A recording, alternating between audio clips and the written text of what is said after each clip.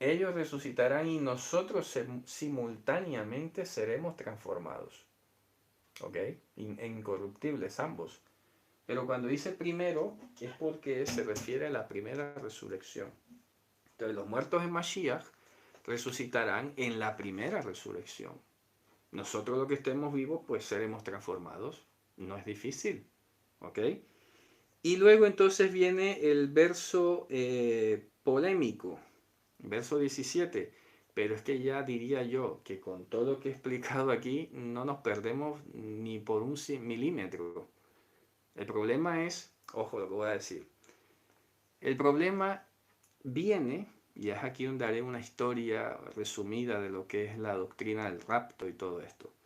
Pero el problema viene porque el verbo harpayesómeta que sale aquí, que el nominativo, la raíz sería harpazo, ha sido traducido como arrebatar.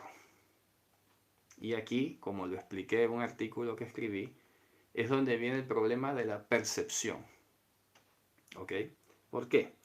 Porque si se traduce como arrebatar, arrebatar tal cual, si tú lo buscas en la Biblia hebrea, lo que fue el verbo taraf, ese verbo siempre se usa cuando el animal arrebata una presa para devorársela.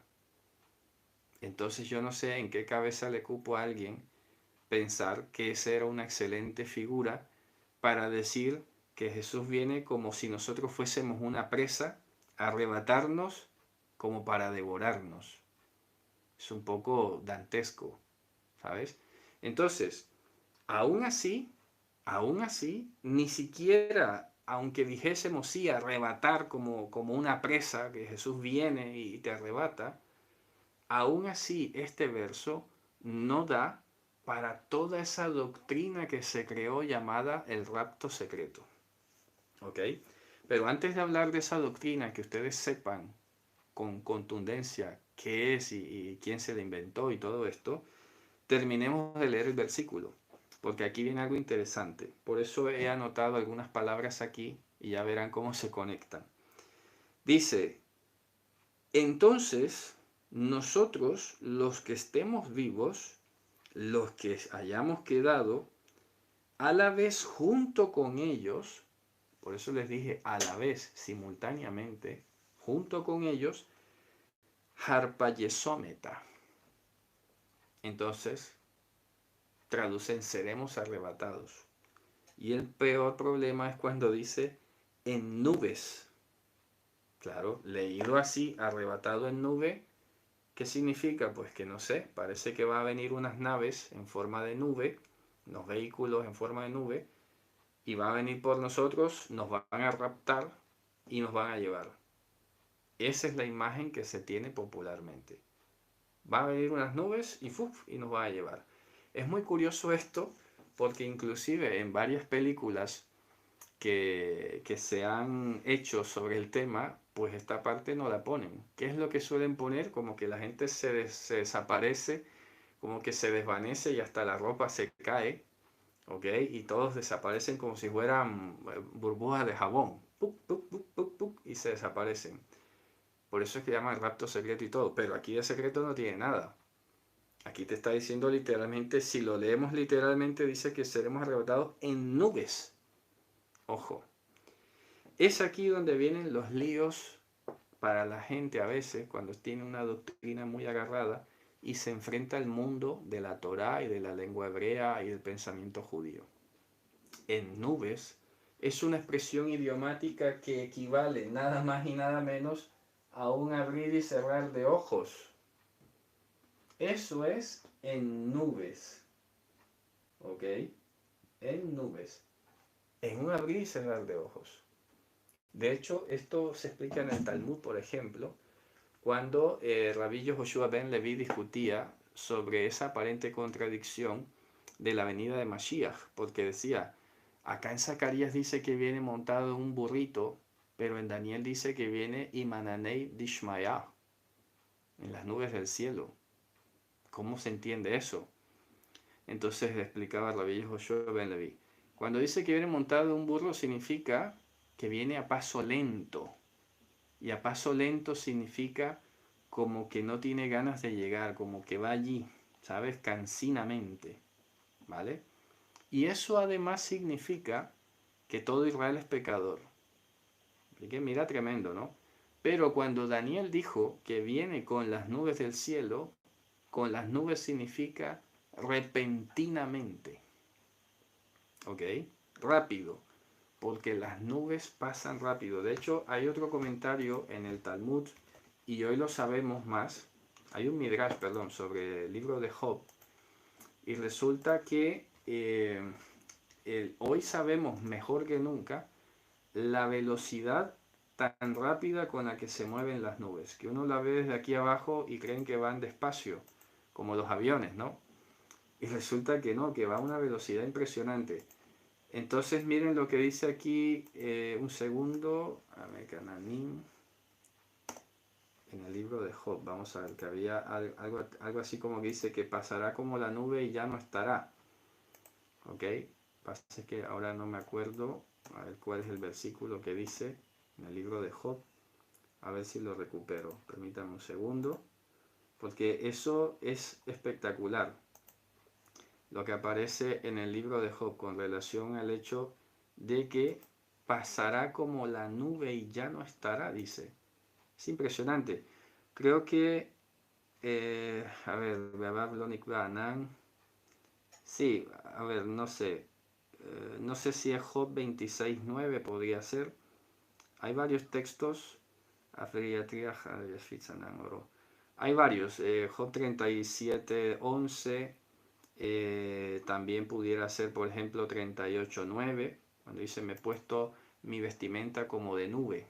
O sea, pasajero, que se va muy rápido.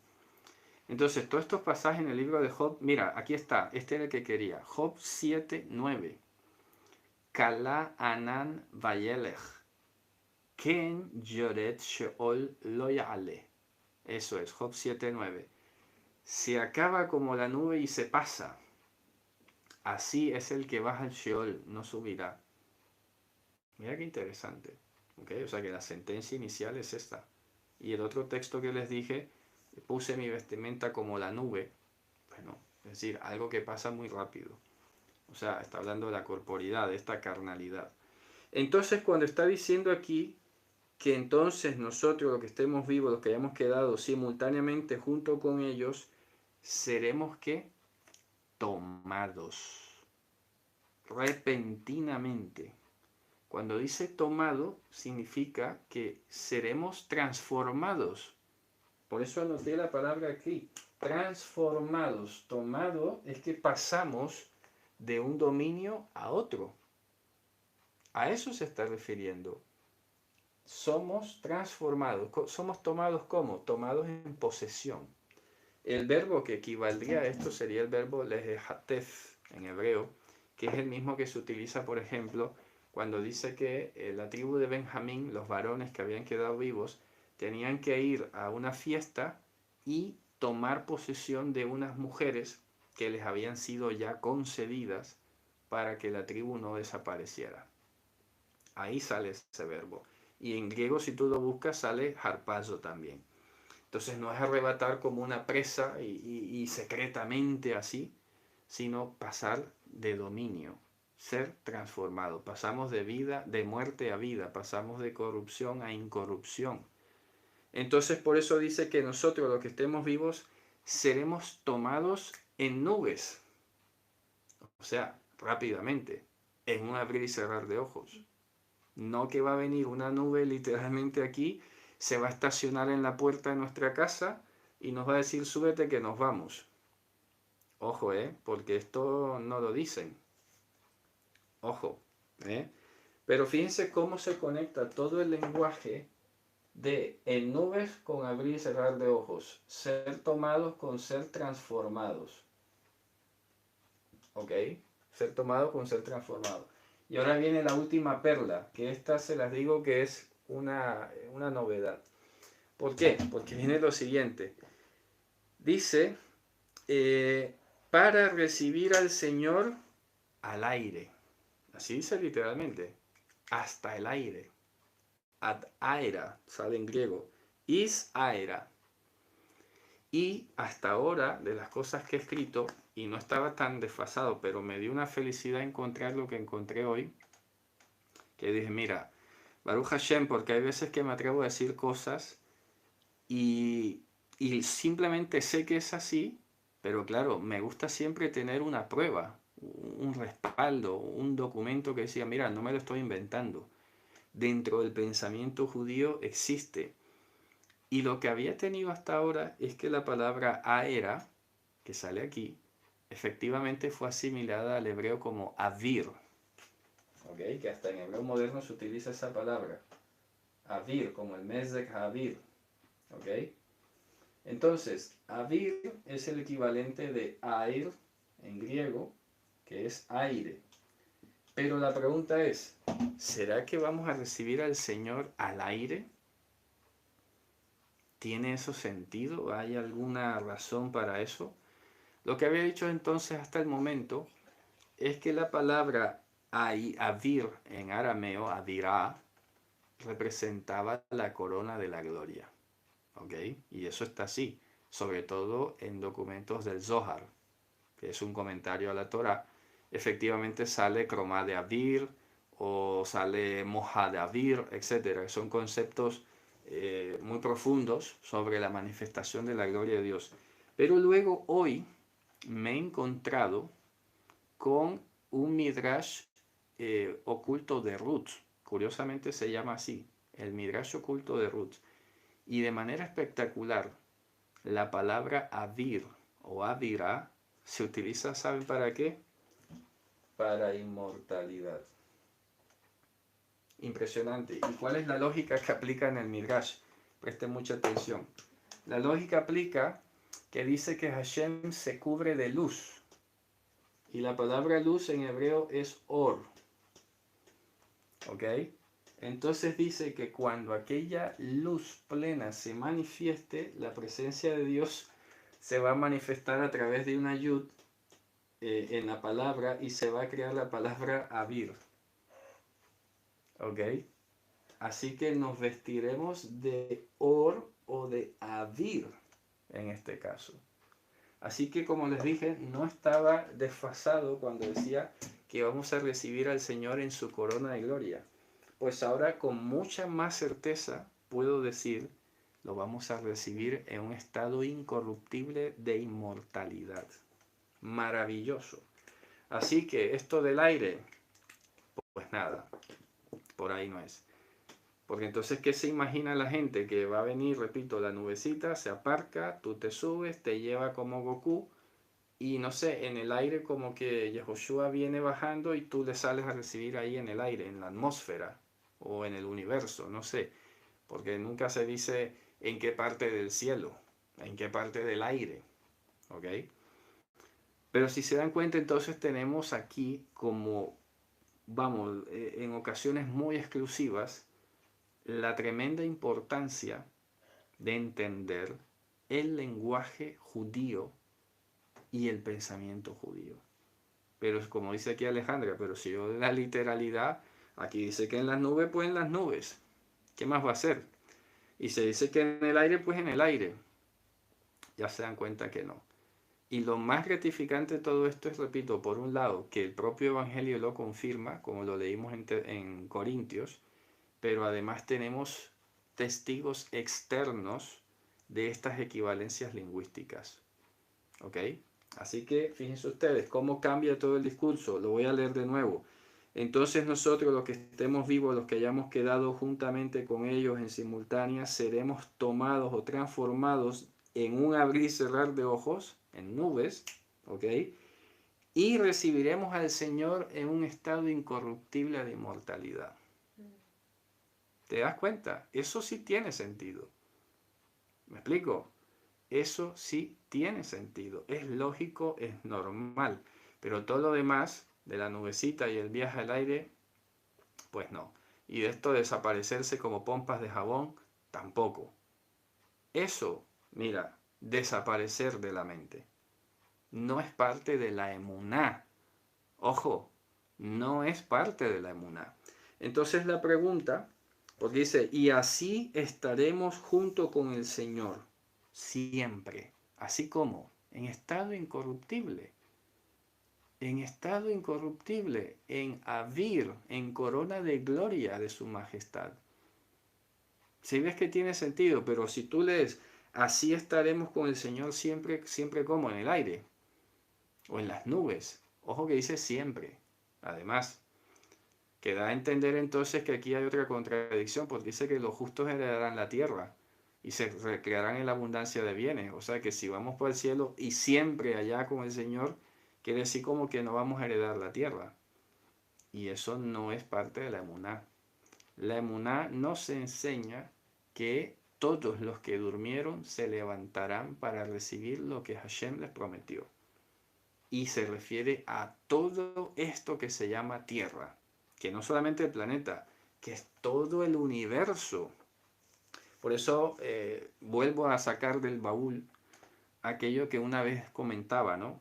Hay un comentario en la Torah del libro de Eclesiastés, de Proverbios, que cuando el texto dice la tet lehavai yesh, que significa hay fondo para dar a los que me aman, está hablando de la sabiduría, capítulo 8, ahí se refiere a que cada justo en el mundo venidero, cuando Mashiach venga, recibirá 310 planetas.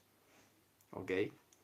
Y lo vuelvo a decir por el simple sentido pedagógico que eso tiene. No porque esté induciendo a que hay que tomárselo literalmente y sí, tú vas a heredar 310 planetas. Me da igual si es uno solo o si solo es la Tierra aquí.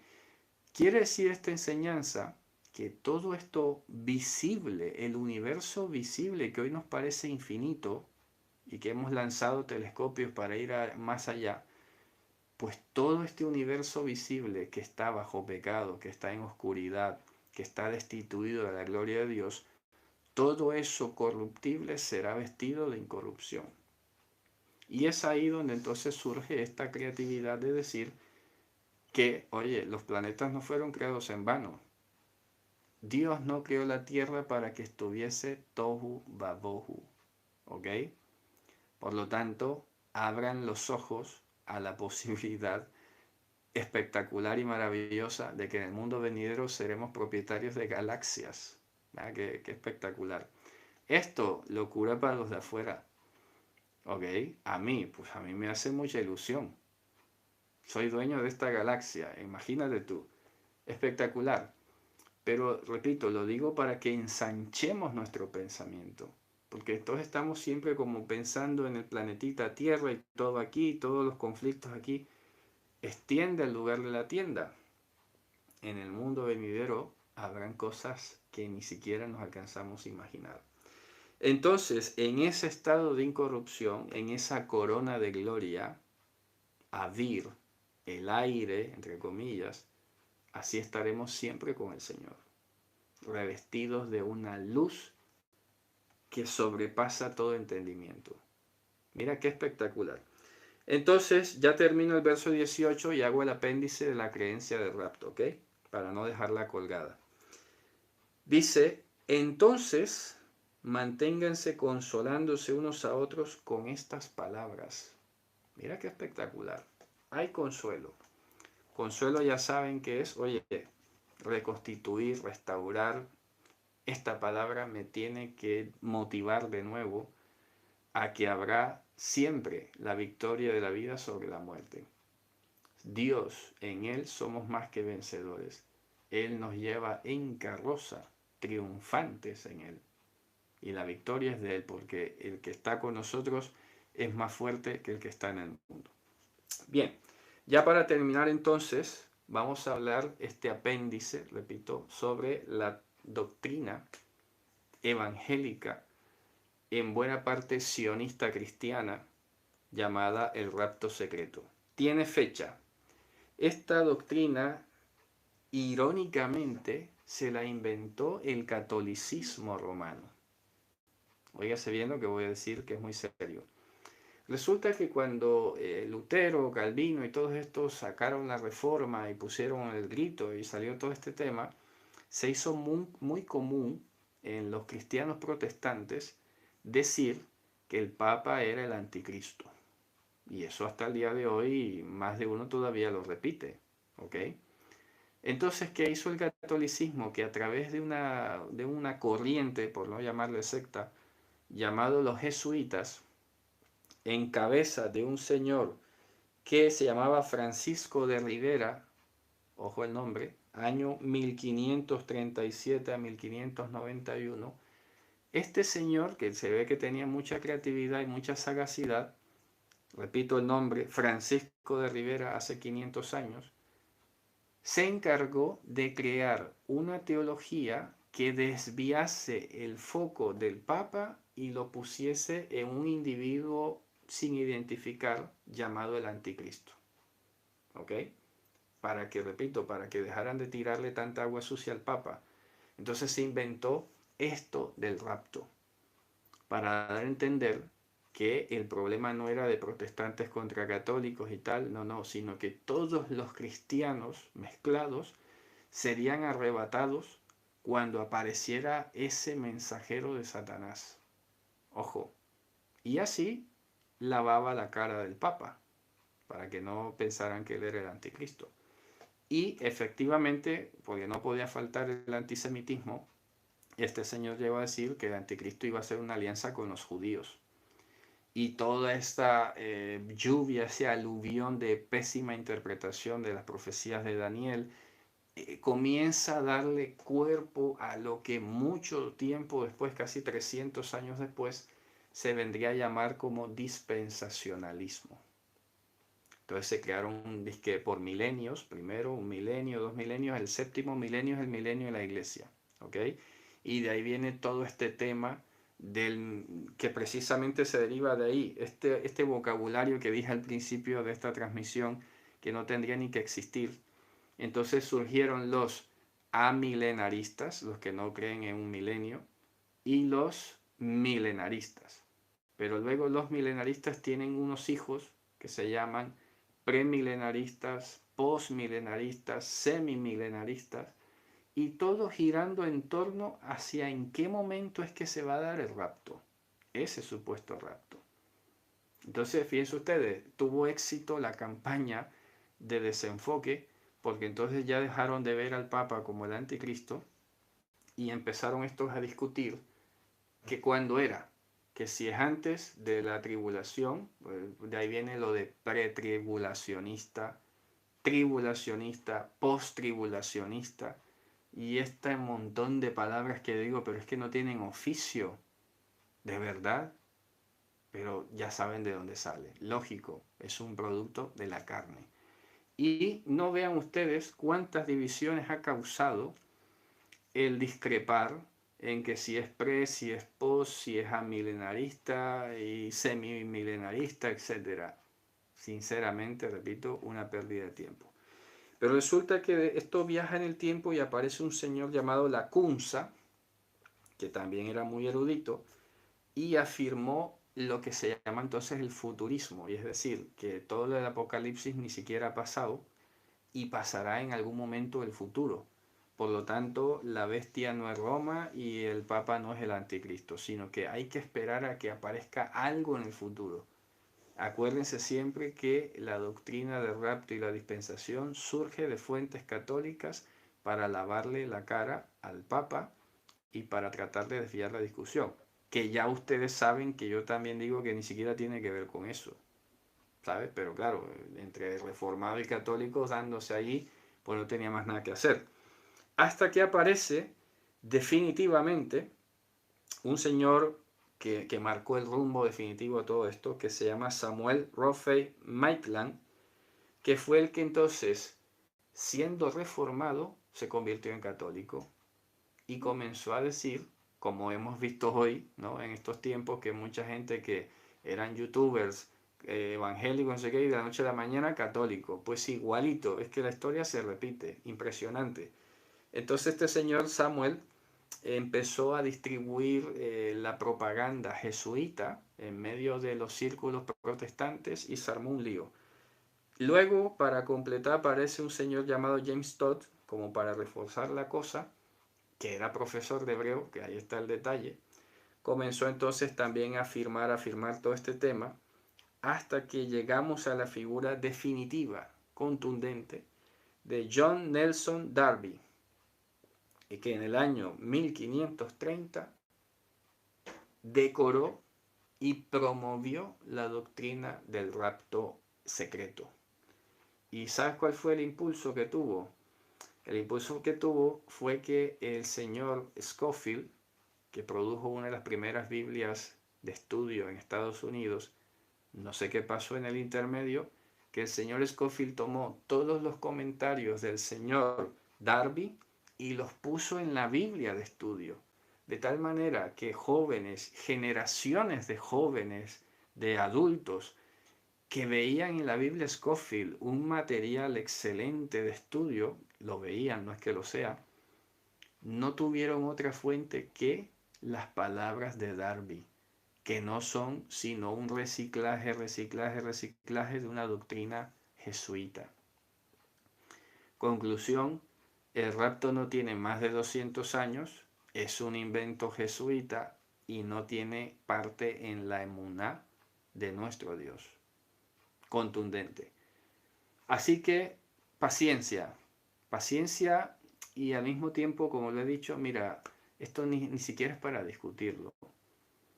El problema, como lo he dicho varias veces, el problema es que el que suele estar equivocado es el que más discute y el que más se toma el atrevimiento de llamar hereje al otro. Entonces, si yo desde aquí, yo creo que me he mostrado, en varias ocasiones lo he dicho, mira, a mí me da igual si hay rapto o no hay rapto, y lo digo así, en el sentido de que, mira, eso no me interesa ni discutirlo, o sea, eso no está en mi emuná, no está en mi mundo, así que si tú crees, pues me da igual, no sé si tú crees en el rapto, a mí me da igual, no voy a empezar a discutirlo porque eso para mí no tiene discusión. En mi emuná no existe el rapto, la escritura no tiene lugar para el rapto. Y además, contundentemente tiene fecha y tiene creador. ¿Qué más quieres?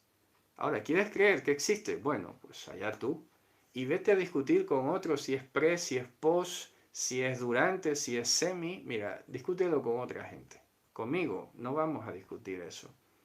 No existe en mi vocabulario, no existe en mi emuná, repito, esa creencia, esa doctrina.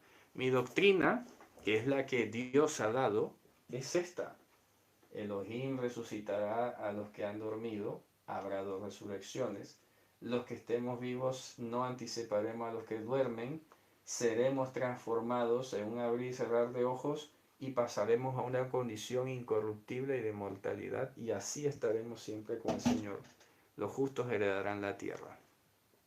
No necesito más. La gente que se pasa discutiendo, dice que el milenio y pre y post, ¿qué más da? Cuando venga ya sabremos. Asegúrate de estar allí. Eso sí.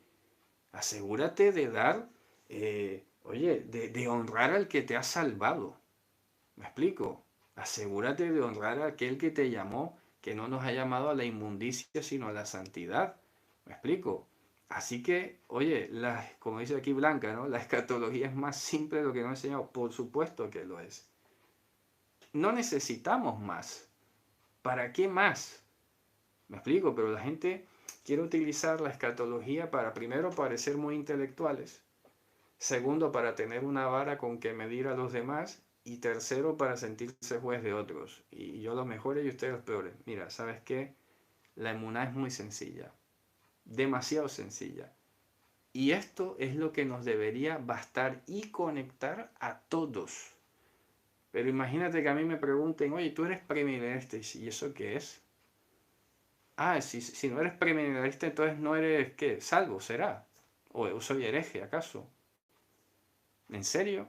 ¿Eso me va a dar para que me llamen hereje a mí? Hombre, pues disculpa que me ría. No debe ser, o sea, estas cosas no deberían ni siquiera discutirse, repito. Nosotros tenemos que afirmarnos en lo que hemos aprendido, qué es lo que la escritura dice. Y ya está, sencillo. No necesitamos saber más. Así que bueno, Javerín, con fechas, con nombres, repito, esa doctrina no tiene más de 200 años y se originó en el seno de un grupo jesuita. Así que espero que todos estos datos les sirvan, ¿ok? Si eso, vuelvan a ver el vídeo, repasen, porque la verdad que yo me he sentido muy contento de esto que encontré hoy, que reafirma, repito, que no era el aire, que yo sabía que no era el aire, hombre, que no puede ser, que esto tiene que ser otra cosa. Y fíjate que estaba. Ya me había anticipado, ya había dicho cosas, pero hoy yo mismo recibí pues esa satisfacción, ¿no? Por decirlo de esa manera. Así que bueno, con esto nos despedimos, cerramos el capítulo 4 y les recuerdo que hoy está iniciando el último día del mes, mañana tenemos Rosh Hodesh, así que hay una lectura por ahí especial sobre Mahar Hodesh, ¿no? Con esto entonces, Javerín, nos despedimos, que nos consuelen estas palabras, que pongamos la mirada en las cosas de arriba y no las de aquí, y que venga pronto nuestro Mashiach en nuestros días, que seamos hallados vestidos y no desnudos.